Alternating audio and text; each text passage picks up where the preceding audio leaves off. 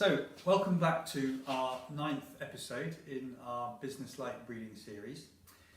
Today we have got our long-anticipated results from our genomic testing have arrived back.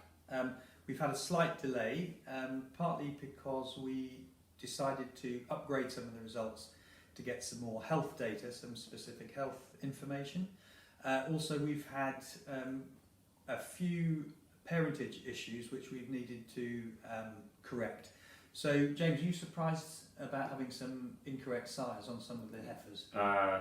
Or partly incorrect sires, but more incorrect dams as well, because block calving, we go out in the morning and we may have had half a dozen born overnight, and we do our best, but you know, there's no big surprise there. No. Yeah, and I think, and it's quite common we find that sort of between 5 and 10%, which may surprise a lot of people, of incorrect parentage for reasons like you say, either from the point of view of service or quite often on busy calving yards and tagging, and so it's worth getting that right, because obviously any mating program is going to depend on having the right parentage.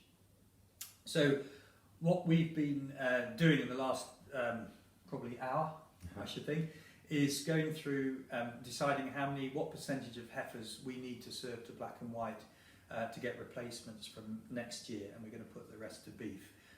We decided that number, and we've decided then we need to decide how we're going to rank them to create that group going to black and white. So this is really where, unfortunately, Tom is working hard today, the regular vet on the farm. We need his input. And hello. Sorry, Tamsin. You're on film. You're a big video. That's right. This is Tamsin. Oh, you're a student passport, and you're now live online. It is online now. I don't know why. Sorry. Tamsin, thank you. So Tamsin is one of the workers on the farm. He does all the hard work, as you can see, while we're just drinking coffee. So we are, what we're going to do is we've decided to, with the input from obviously James, Tom, the regular vet on the farm, and myself, the feeling is that we want to push health in a major way, but we don't want to lose production. Mm-hmm. So the herd has got potential to still produce a lot of kilograms of fat, which we want to drive, but we feel transitional health we could improve, and that will have great spin-offs in performance, both production and fertility. We have discovered we've got quite good fertility in the herd already, so we're not quite so concerned about that. So that's what we've been doing. We're going to come up with some mating lists, get those to the breeders, so that the breeding advisors, so that they can do some match-up mating, some sire matching to avoid inbreeding. And then finally we've had a look at the adult herd and decided that probably about 25% of the adult herd can go to sex semen, the rest to beef, and probably we're concentrating on the younger cows, first and second lactation.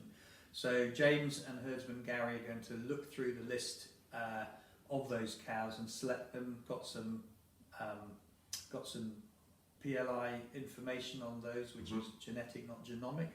So varying reliability depending how old the cows are. But that combined with actually what James and Gary know about the cows should be able to come up with a list of cows, more importantly a list of cows that you definitely don't want to breed to black and white, as long as that's allowable within our service window. And that will just add selection pressure and be really useful. So I'm going to show you a few tidbits of the how we do that process of heifer ranking on the computer, so you just get an idea for that, and I'll show you that now.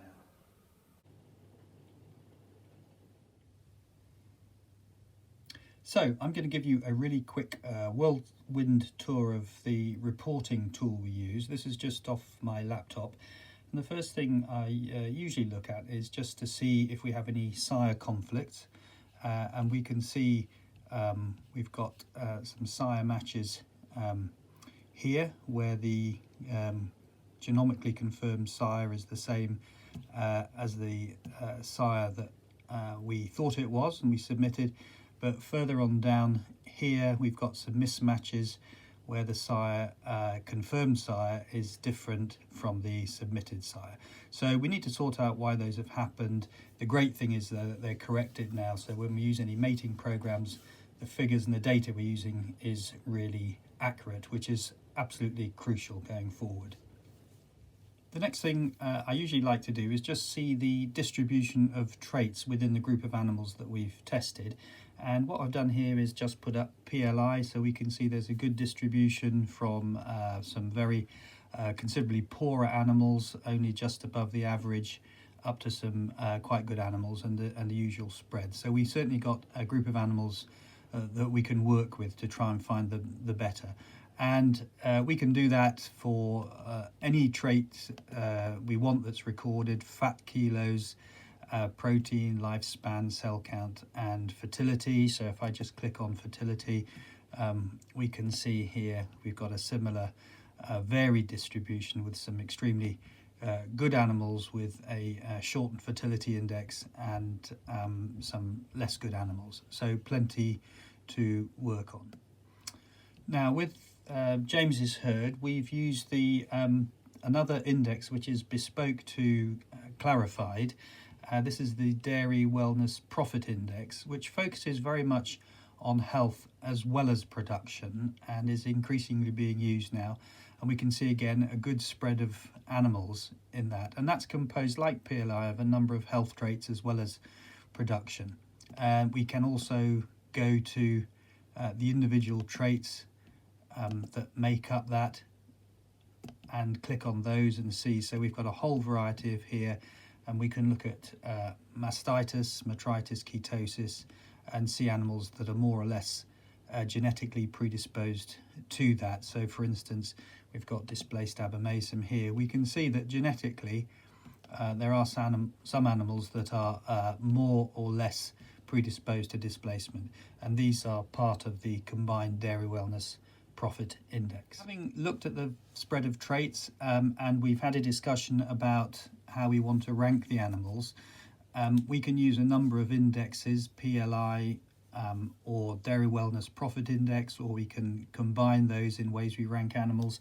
But we also potentially could make our own multi-trait selection index, so we could make one bespoke to the farm, and if we wanted to have something particular emphasis, we can put weightings on any number of the traits that are in the program, and we can come out with an index that is bespoke for the farm. So a very versatile, very useful tool, and from this we can create our ranking and therefore our mating reports.